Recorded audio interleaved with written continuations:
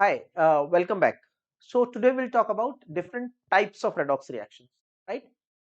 It's a very simple topic, not very important for exam point of view, but definitely we should have an idea after seeing the redox reaction that which category it belongs to.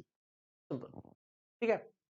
तो सबसे पहले है intermolecular redox reaction. Intermolecular redox reaction का मतलब दो compound है, एक ए है, एक बी है, ठीक है, या दो एलिमेंट है ए बी, या एक कंपाउंड और एक एलिमेंट है, मतलब दो डिफरेंट सब्सटेंसेस है, राइट, और उनके बीच में इलेक्ट्रॉन का एक्सचेंज हो रहा है। That is called as intermolecular redox reaction. इनका एक स्पेशल सब टाइप होता है जिसको हम कहते हैं कॉम्बिनेशन रिएक्शन। थोड़ी देर बाद उसको डिटेल में डिस्कस करें। क्या होता है intramolecular redox? Intramolecular redox reaction का मतलब ये है हमारे पास एक कंपाउंड है, ठीक है, और उस कंपाउंड में कुछ एलिमेंट्स प्रेजेंट है। Obviously the compound is made up of two or more elements, ठीक है। तो one of the element is undergoing oxidation and other element is going to reduction, but both are present in same compound. जैसे मैं आपसे कहता हूं suppose potassium chlorate KClO3, potassium chlorate. अब इसमें one substance is undergoing, let's say, reduction, and the other substance, other element of the same substance, same compound, is undergoing oxidation, and then it is decomposing. तो ये जो reaction है इसे हम कहेंगे intra within intramolecular redox reaction, right. Then comes disproportionation reaction. लोगों को disproportionation और इंट्रामोलिकुलर में थोड़ा कंफ्यूजन रहता है, तो आई मेक इट क्लियर। यहां पे एक ही मॉलिक्यूल के अंदर ऑक्सीडेशन रिडक्शन हो रहा है, लेकिन ऑक्सीडाइज और रिड्यूस होने वाले एलिमेंट्स अलग है। क्लोरीन रिड्यूस हो रहा है, ऑक्सीजन ऑक्सीडाइज हो रहा है, सो दैट्स इंट्रामोलिकुलर। एक ही मॉलिक्यूल के अंदर हो रहा है, एक ही सब्सटेंस के अंदर हो रहा है, लेकिन ऑक्सीडाइज और रिड्यूस होने वाले एलिमेंट्स अलग है। पोटेशियम क्लोरेट में हो रहा है रेडॉक्स, लेकिन ऑक्सीडाइज होने वाला एलिमेंट ऑक्सीजन है और रिड्यूस होने वाला एलिमेंट क्लोरीन है। अब डिस्प्रपोर्शनेशन रिएक्शन क्या है? एक ही मॉलिक्यूल में सेम एलिमेंट एक ही मॉलिक्यूल का सेम एलिमेंट ऑक्सीडाइज भी हो रहा है, रिड्यूस भी हो रहा है। मतलब कुछ एटम्स ऑक्सीडाइज हो रहे हैं, कुछ एटम्स रिड्यूस हो रहे हैं। जैसे P4 gives PH3, right, and H2PO2 minus। तो ऑक्सीडेशन नंबर असाइन करना आपको ऑलरेडी आता है, तो ये एक ही सब्सटेंस है। यहां पे ऑक्सीडेशन और रिडक्शन दोनों हो रहा है, किसका? फास्फोरस का। एक ही सब्सटेंस में same element is undergoing oxidation as well as reduction, this is called disproportionation reaction, right. जबकि इंट्रामोलिकुलर में क्या था? ऑक्सीडाइज और रिड्यूस होने वाले एलिमेंट्स अलग थे, although they were present in same molecule. Okay, now metal displacement reaction. जब हम कोई एक मेटल लेते हैं और दूसरे का मेटल आयन लेते हैं,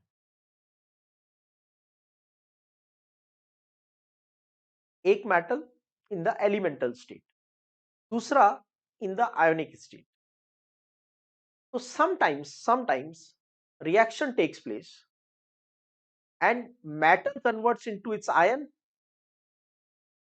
and ion converts into atomic form, elemental form. मतलब ये कब होगा? जब ये वाला मेटल M इस वाले मेटल B से ज्यादा रिएक्टिव होगा, ठीक है। मेटल डिस्प्लेसमेंट अभी मैं शॉर्ट में बता रहा हूं, डिटेल में डिस्कस करेंगे अभी क्योंकि इंट्रोडक्शन चल रहा है। मेटल डिस्प्लेसमेंट रिएक्शन का मतलब है one metal replaces the other metal ion from the solution. Okay? More reactive replaces the less reactive. Same thing happens in the case of non-metals also. More reactive non-metal displaces the less reactive non-metal, right? That is called as non-metal displacement reaction. अब हम इन पांचों conditions को individually discuss करते हैं। अभी हमने सिर्फ इनको एक आइडिया दिया है कि हमारे पास कितने टाइप की रेडॉक्स रिएक्शंस हैं, ठीक है, तो सबसे पहला टाइप एकदम सिंपल है, intermolecular redox reaction. Inter, between two different, जैसे यहां पे एक सब्सटेंस है SnCl2 और दूसरा है FeCl3। इनका ऑक्सीडेशन नंबर यहां पे आता है +2 और आयरन का ऑक्सीडेशन नंबर यहां पे कैलकुलेट करोगे तो आएगा +3।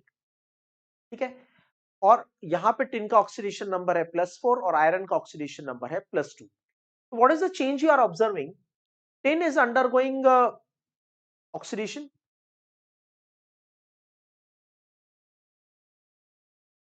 and the iron is undergoing reduction. Sorry, arrow correct kar lo. This is iron is undergoing reduction and tin is undergoing oxidation.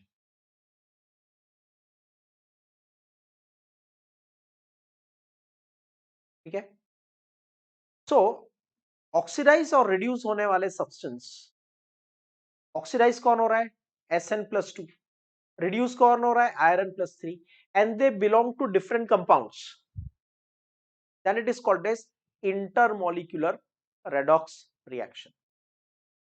Sometimes it happens that जैसे हमने एक एग्जांपल लिया C+O2 gives CO2,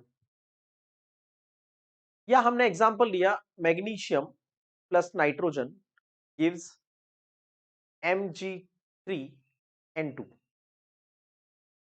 तो यहां पे क्या हो रहा है, दो सब्सटेंस कंबाइन हो रहे हैं और एक सब्सटेंस बना रहे हैं, दो सब्सटेंस कंबाइन हो रहे हैं और एक सब्सटेंस बना रहे हैं, और रेडॉक्स भी हो रहा है क्योंकि कार्बन का ऑक्सीडेशन नंबर 0 से हो गया +4, ऑक्सीजन का हो गया 0 से -2, मैग्नीशियम का हो गया 0 से +2, नाइट्रोजन का हो गया 0 से -3। तो रेडॉक्स तो हो रहा है, लेकिन रेडॉक्स में क्या हो रहा है, दो अलग सब्सटेंस रेडॉक्स कर रहे हैं, मतलब इंटरमॉलिक्यूलर है। लेकिन इंटरमॉलिक्यूलर की भी एक स्पेशल कैटेगरी है जहां दो सब्सटेंसेस कंबाइन होकर एक कंपाउंड बना रहे हैं, दो सब्सटेंसेस कंबाइन होकर एक कंपाउंड बना रहे हैं, इसको हम बोलते हैं combination reaction. Combination reaction is a special type of intermolecular redox reaction where two more substances undergo redox reaction to produce one substance. Okay. Now, next comes is the intramolecular redox reaction or decomposition redox reaction. एक ही molecule के दो element, जैसे एक ही substance है potassium chlorate, उसके दो element they undergo redox. यहां अगर आप पोटेशियम का ऑक्सीडेशन नंबर देखोगे तो ऑब्वियसली +1 होगा, और क्लोरीन का ऑक्सीडेशन नंबर X और ऑक्सीजन का ऑक्सीडेशन नंबर -2। तो we get X is equal to +5। यहां पे क्लोरीन का ऑक्सीडेशन नंबर +5 है, ऑक्सीजन का -2 है, पोटेशियम +1 तो क्लोरीन -1 और ऑक्सीजन का ऑक्सीडेशन नंबर 0। तो बेसिकली आप देख सकते हो कि यहां पे +5 से ऑक्सीडेशन नंबर चेंज हो गया -1, सॉरी, पोटेशियम इज +1 तो क्लोरीन इज -1। तो आप देख सकते हो क्लोरीन का ऑक्सीडेशन नंबर चेंज हो गया +5 से -1, मतलब रिडक्शन हो गया, और ऑक्सीजन का ऑक्सीडेशन नंबर चेंज हो गया -2 से 0, -2 से 0 मतलब ऑक्सीडेशन। एक ही मॉलिक्यूल में दो अलग अलग एलिमेंट्स हैं, मॉलिक्यूल एक ही है KClO3, तो with in the molecule reaction हो रही है, और विद इन द मॉलिक्यूल के दो सब्सटेंसेस हैं। ठीक है, विद इन द मॉलिक्यूल के दो सब्सटेंसेस हैं, एक है पोटेशियम क्लोरीन, दूसरा है oxygen, and they are undergoing redox. This is called as intramolecular redox reaction. और देखो, इसको मैंने डीकंपोजिशन भी बोला है, क्यों? क्योंकि एक सब्सटेंस ब्रेक हुआ, KClO3 ब्रेक हुआ, राइट, और उसने दो सब्सटेंस बना लिए, पोटेशियम क्लोराइड एंड डाइऑक्सीजन। तो दैट इज डीकंपोजिशन रेडॉक्स और इंट्रामोलिक्यूलर रेडॉक्स। एक छोटा सा क्वेश्चन अराइज होता है, is it so that all decomposition reactions are redox? No, it's not necessary. जब भी डीकंपोजिशन होगा तो रेडॉक्स होगा, ये कोई लॉ नहीं है। कैल्शियम कार्बोनेट को डिकम्पोज करते हैं तो calcium oxide plus carbon dioxide बनता है। Oxidation number, calcium alkali earth metal है, सेकेंड ग्रुप, तो +2 रहेगा। ऑक्सीजन का ऑक्सीडेशन नंबर -2, कार्बन का ऑक्सीडेशन नंबर आएगा यहां पे कैलकुलेट करोगे तो +4। ठीक है, calcium +2, oxygen -2, carbon +4, oxygen -2. Now in this case, if you observe, the change in oxidation number is taking place +2, +2, +4, +4, -2, -2. There is no change in oxidation number. एक substance break होके दो बना रहा है, मतलब डीकम्पोजिशन तो है बट रेडॉक्स नहीं है। तो all decompositions are not redox reactions. Some decomposition reactions are redox reactions and they are called as intramolecular redox reaction. तो आइडिया क्या है? During the chemical reaction, if oxidation and reduction takes place in single compound, एक ही compound में हो रहा है, ठीक है, लेकिन एक ही कंपाउंड के दो अलग अलग एलिमेंट्स के बीच में हो रहा है, then it is called as intramolecular redox reaction, and usually it is a decomposition reaction where one compound break down to give two or more compounds. Now next one is disproportionation redox reaction. आप ये कह सकते हो कि ये intramolecular का ही और intense example है। इंट्रामोलिक्यूलर प्रीवियस केस में क्या हुआ था, एक सब्सटेंस था लेकिन उसके अंदर एलिमेंट अलग थे। पोटेशियम क्लोराइड के अंदर ऑक्सीडाइज होने वाला था ऑक्सीजन और रिड्यूस होने वाला था क्लोरीन। कंपाउंड एक था लेकिन उसके अंदर के एलिमेंट्स जो ऑक्सीडाइज और रिड्यूस हो रहे थे वो अलग थे। डिसप्रपोर्शनेशन रिएक्शन में क्या होता है, एक ही सब्सटेंस के same element sorry, that particular same element undergoes oxidation as well as reduction. मतलब उस एलिमेंट के कुछ एटम्स ऑक्सीडाइज हो जाते हैं और कुछ एटम्स रिड्यूस हो जाते हैं। ठीक है, तो taking an example, let's say right H2O2 decomposes to give H2O plus O2. Now what happens here, oxygen का ऑक्सीडेशन नंबर हाइड्रोजन पेरोक्साइड में आता है -1 क्योंकि हाइड्रोजन +1 होता है विद एनी नॉन मेटल, और ऑक्सीजन का oxidation number 2x is equal to 0, तो x is equal to -1। Water में ऑक्सीजन का ऑक्सीडेशन नंबर कैलकुलेट करोगे तो आएगा -2 क्योंकि दो हाइड्रोजन का आएगा +2, दो हाइड्रोजन का +2 तो ऑक्सीजन का -2, और यहां पे ऑक्सीजन का oxidation number 0। Now -1 to -2, -1 to -2 there is reduction, and -1 to 0 there is oxidation. Same element oxygen is undergoing oxidation as well as reduction. I'll call it as a disproportionation reaction. Take one more example. Dibromine Br2 reacts in alkaline medium to give BrO3 minus plus Br minus. तो 0 से +5 और 0 से -1, 0 से +5 this is oxidation, और 0 से -1 this is reduction. Who is undergoing oxidation? Bromine. इसका मतलब हमने बहुत सारे ब्रोमीन मॉलिक्यूल लिए, लेट्स से 1 मोल लिए, तो उसमें 6.022 into 10⁻23 डायब्रोमीन होंगे, राइट? तो some of them are donating electron and some of them are accepting electron. जो भी कुछ हो रहा है वो ब्रोमीन के बीच में हो रहा है, राइट? इतने सारे मॉलिक्यूल्स है, 1 मोल लिया मैंने, this many molecules are there, so some of them are donating electron and some of them are accepting electron, but the donor are bromine, the acceptor are also bromine. Same element is undergoing oxidation as well as reduction. That is called as disproportionation redox reaction. Now metal displacement redox reaction.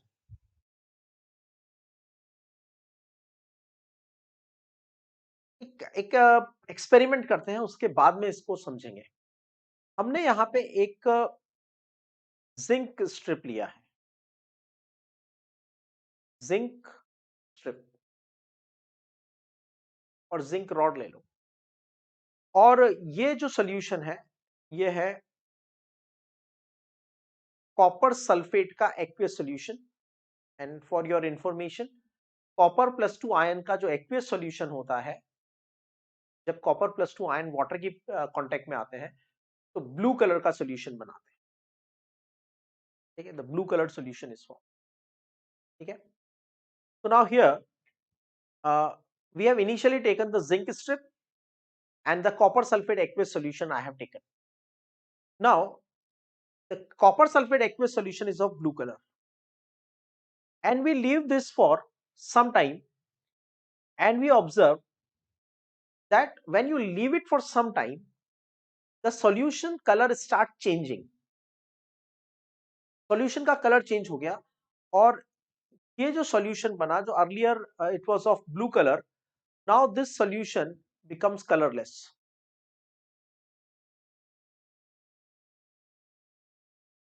और जो zinc की strip है उसके ऊपर एक reddish brown layer deposit हो गई। ये जिंक की स्ट्रिप जो थी, इस जिंक स्ट्रिप के ऊपर एक रेडिश ब्राउन लेयर कॉपर की डिपॉजिट हो गई।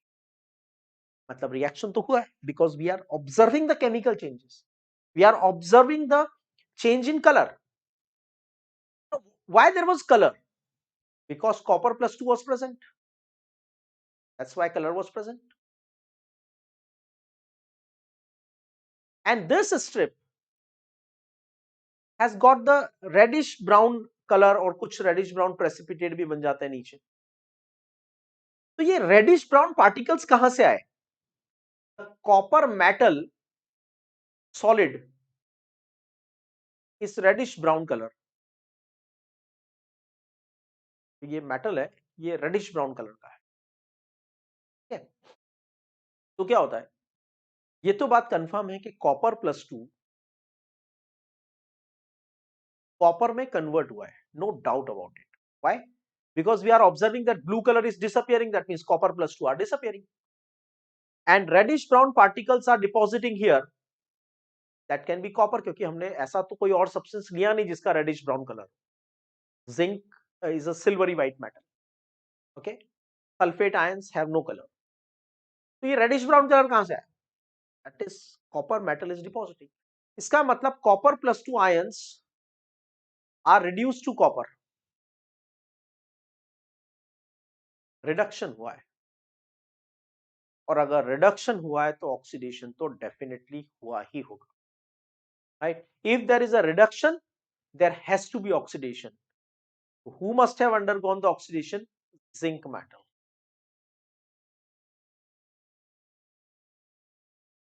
राइट? तो जिंक ऑक्सीडाइज होगा तो zinc will convert into Zinc+2।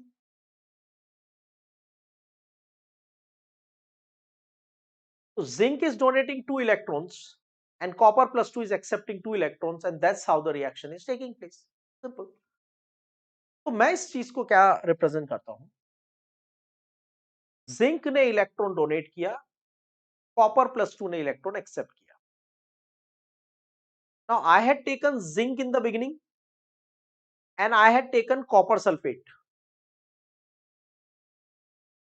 Copper sulfate converted to copper and zinc converted to Zinc+2। तो Zinc+2 SO4-2 के साथ कंबाइन होके बनाएगा ZnSO4। तो आई कैन से कि जिंक पहले एलिमेंट की फॉर्म में था और कॉपर कंपाउंड की फॉर्म में था। जिंक जब आया तो उसने कॉपर को बाहर निकाल दिया, जिंक जब आया तो उसने कॉपर को बाहर निकाल दिया। When zinc comes, it has replaced the copper. Now copper has come out of the compound. अब कॉपर कंपाउंड फॉर्म में नहीं है, कॉपर सल्फेट के साथ नहीं है, इट हैज कम आउट, और कॉपर की जगह पे कौन आ गया? जिंक। तो I would say metal displacement हुआ है, copper+2 को जिंक ने डिस्प्लेस कर दिया। मेटल, और ये है मेटल आयन, मेटल ने मेटल आयन को डिस्प्लेस कर दिया, ठीक है, फ्रॉम इट्स कंपाउंड, तो इसको कहेंगे मेटल डिस्प्लेसमेंट रेडॉक्स रिएक्शन। अब इस एक्सपेरिमेंट को थोड़ा रिपीट करते हैं क्योंकि हमें ये देखना है क्या रिवर्स पॉसिबल है। अगर मैं एक कॉपर की रॉड लेता हूं, reddish brown rod of the copper, right, this is the copper strip और the copper rod, this is the copper rod I have taken, और इस कॉपर रॉड को मैंने प्लेस किया है in the solution of zinc sulphate and this is colourless,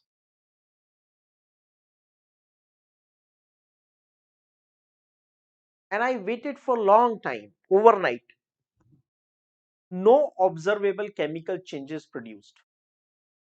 तो मैंने क्या किया, इस जिंक सॉरी कॉपर स्ट्रिप को बाहर निकाला, थोड़ा वॉश किया प्रॉपरली और इसका वेट चेक किया, ठीक है, मैंने इसमें प्लेस करने से पहले भी इसका वेट चेक किया था और अभी थोड़ी देर बाद ओवरनाइट इस सोल्यूशन में रखने के बाद मैंने फिर इसका वेट चेक किया, वेट में भी कोई चेंज नहीं हुआ और ऑब्जर्वेबल कोई कलर में तो चेंज ही नहीं हो रहा है।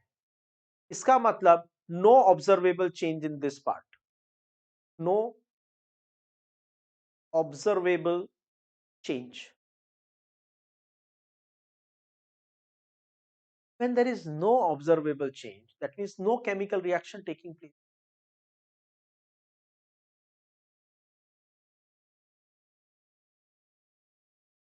तो मैंने दो एक्सपेरिमेंट्स में क्या किया था, मैं उसको अलग से लिख देता हूं। मैंने फर्स्ट एक्सपेरिमेंट में ये किया था कि मैंने जिंक की रॉड ली थी और कॉपर सल्फेट का सॉल्यूशन लिया था।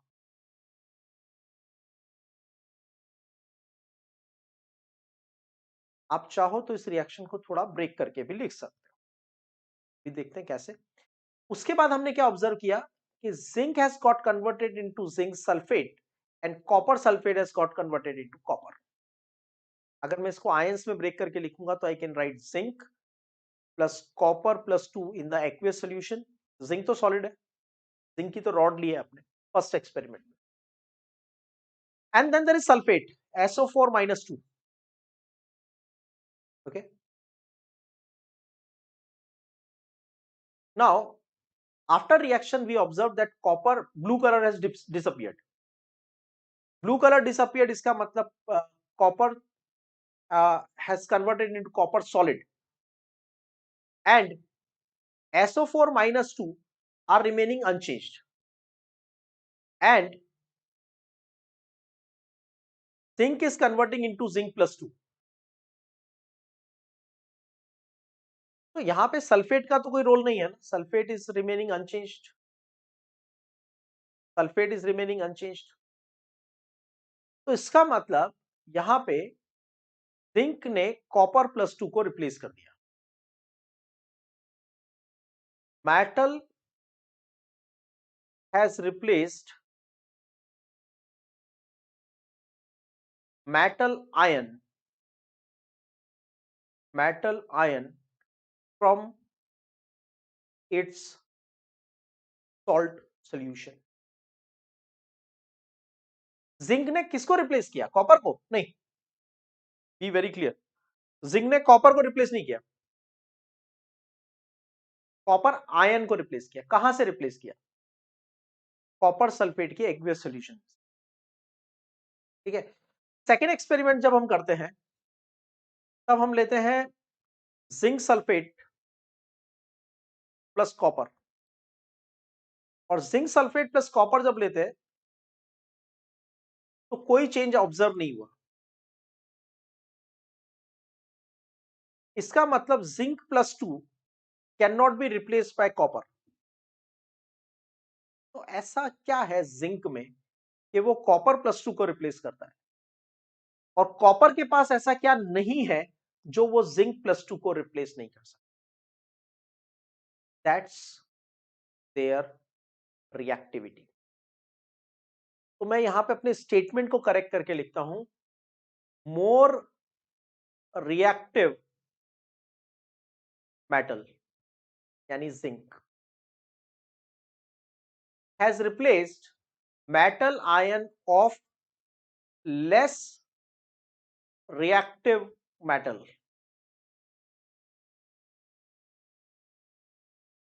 Metal ion of less reactive metal from its aqueous solution. Clear, समझ में आ रहा है? ठीक है, तो यहां पे कॉपर जिंक प्लस 2 को रिप्लेस नहीं कर सकता because copper is less reactive and zinc is more reactive.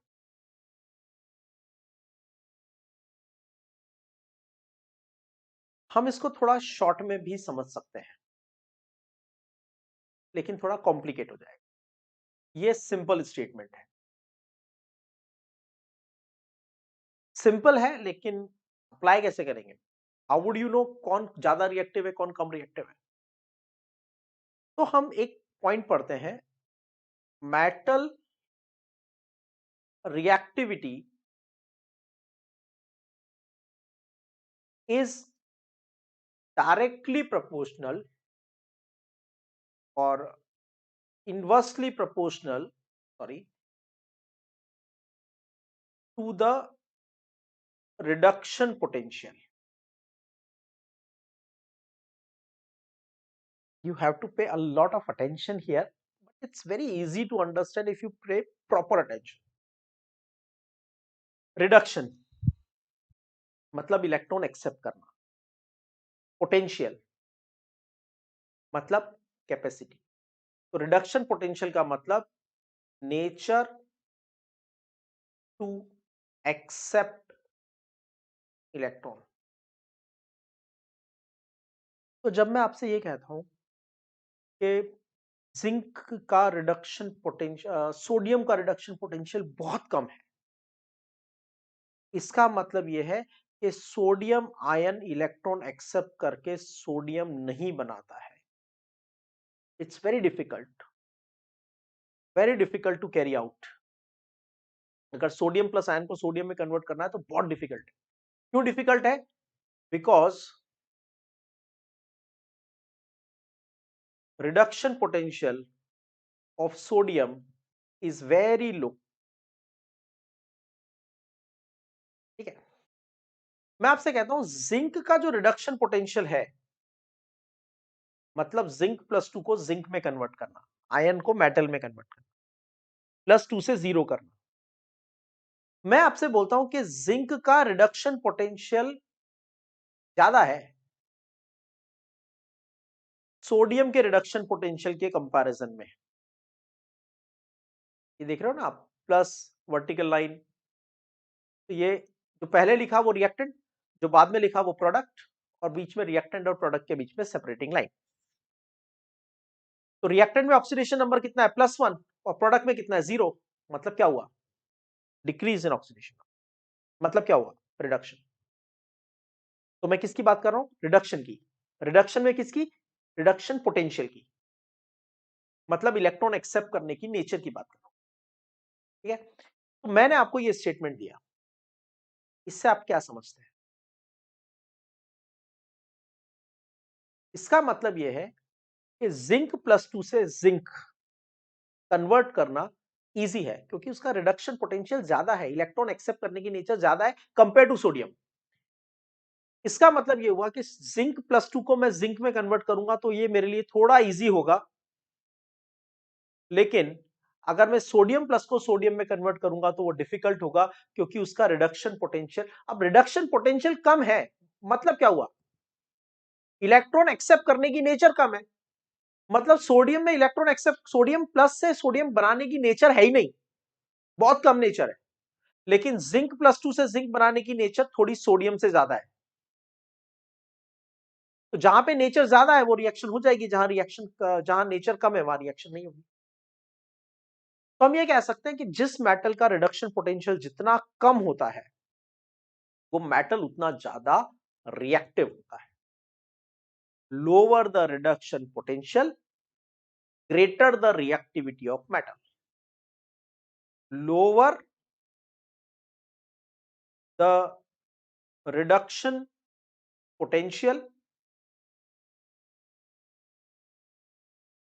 greater the reactivity of metal. greater the reactivity of metal. It is as simple as this.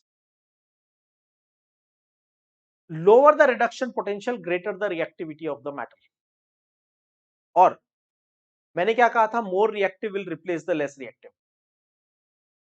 तो अगर मैं आपसे कहता हूं कि चलो मैं आपको 3 कंडीशंस बताता हूं. लेट्स से सिल्वर का रिडक्शन पोटेंशियल, कॉपर का रिडक्शन पोटेंशियल, जिंक का रिडक्शन पोटेंशियल मैंने आपको दिया है.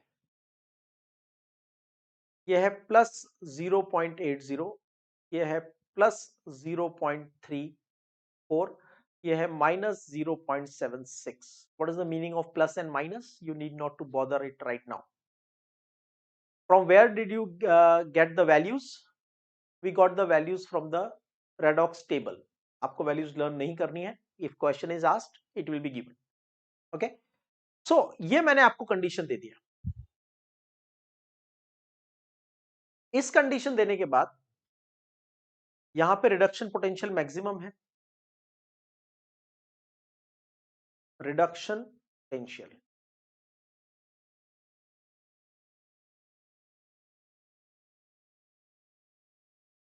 मैंने आपसे क्या कहा था, मेटल की रिएक्टिविटी रिडक्शन पोटेंशियल के इनवर्सली प्रोपोर्शनल होती है. मेटल की रिएक्टिविटी रिडक्शन पोटेंशियल के इनवर्सली प्रोपोर्शनल होती है. इसका मतलब रिएक्टिविटी का ऑर्डर क्या होगा, ऑर्डर ऑफ रिएक्टिविटी क्या होगा, जिसका रिडक्शन पोटेंशियल सबसे ज्यादा है वो मेटल कम रिएक्टिव होगा, जिसका रिडक्शन पोटेंशियल थोड़ा कम है वो मेटल थोड़ा ज्यादा रिएक्टिव होगा, और जिसका रिडक्शन पोटेंशियल सबसे ज्यादा है, सॉरी सबसे कम है, जिसका reduction potential out of given value सबसे कम है, वो मोस्ट रिएक्टिव मेटल होगा. रिएक्टिविटी पता चल गई. जिसका रिडक्शन पोटेंशियल कम, उसकी रिएक्टिविटी ज्यादा. तो अब ये भी पता चल जाएगा कि कौन किसको रिप्लेस कर सकता है. तो सिल्वर जो सबसे कम रिएक्टिव है, कांट रिप्लेस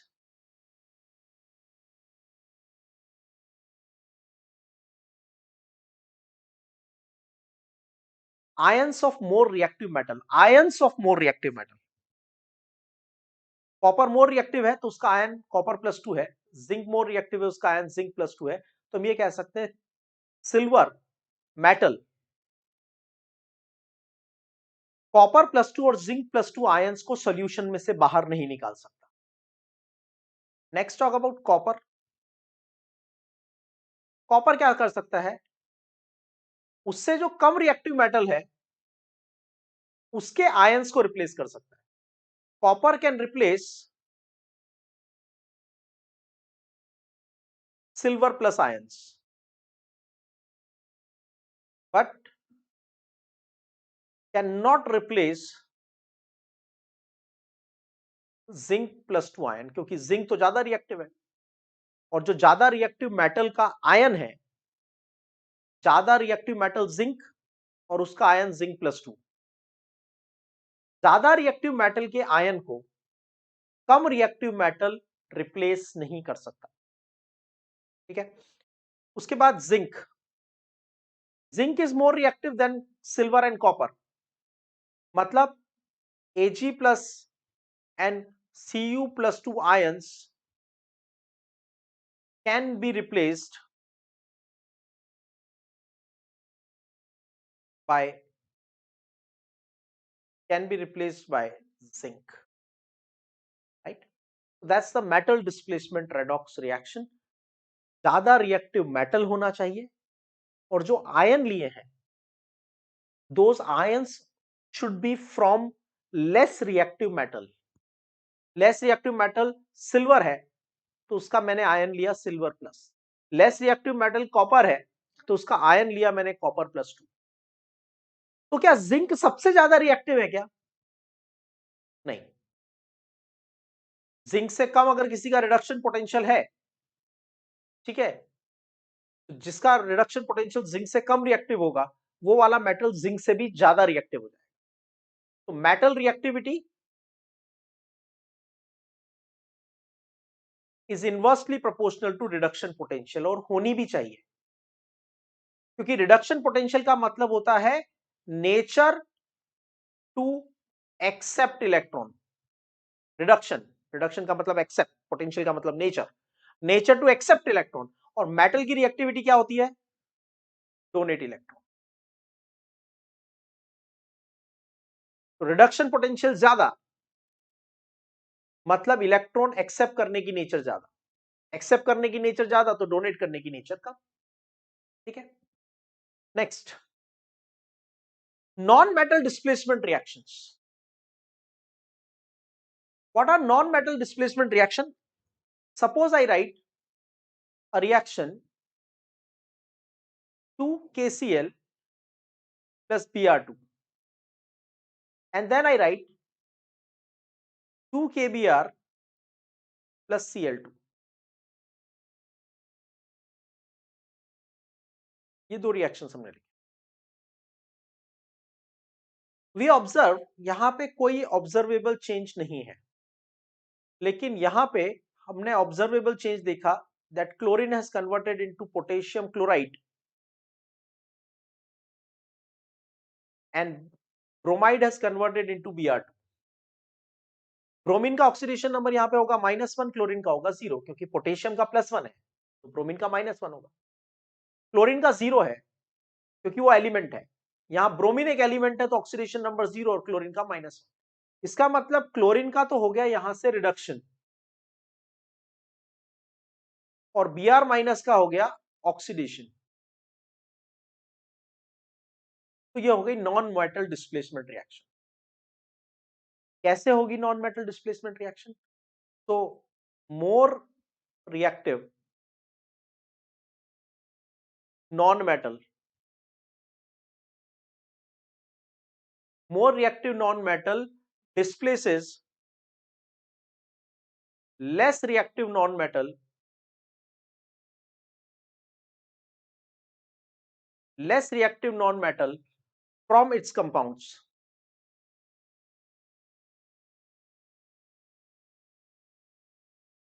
जैसे रिएक्टिविटी ऑर्डर में आपको देता हूं,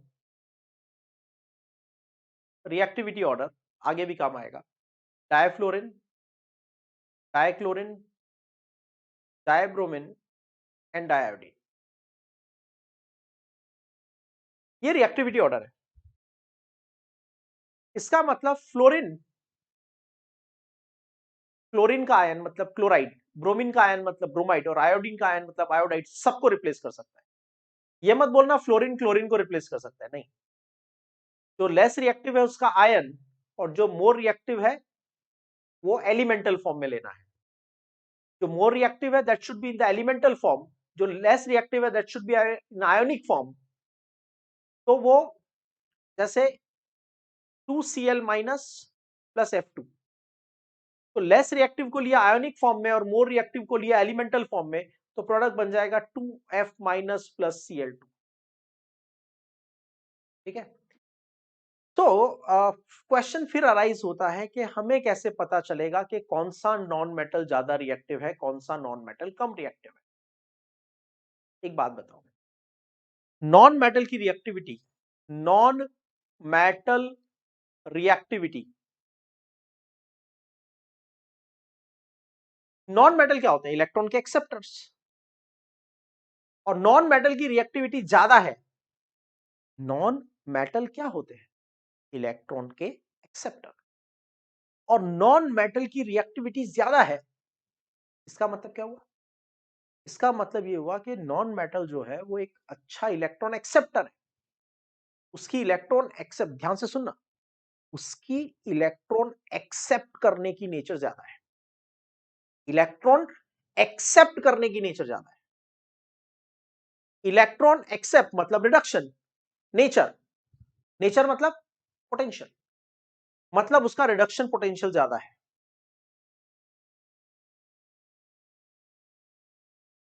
तो जिस नॉन मेटल का रिडक्शन पोटेंशियल ज्यादा होता है वो कम रिडक्शन पोटेंशियल वाले नॉन मेटल को रिप्लेस कर देता है, right? So you can write the statement that non metal having higher reduction potential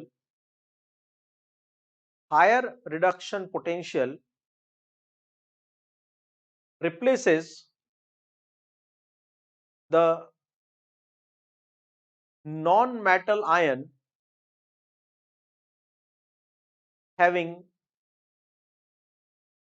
lower reduction potential.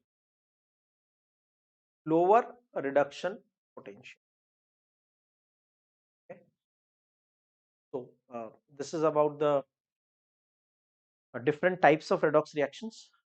Reduction potential और ऑक्सीडेशन पोटेंशियल्स को लेके अगर आपको कुछ डाउट्स हैं तो डोंट वरी, एक बार इसको थोड़ा सुपरफिशियली समझ लो। नेक्स्ट सेक्शन में हम एक्सक्लूसिवली बात करेंगे about the oxidation potential and reduction.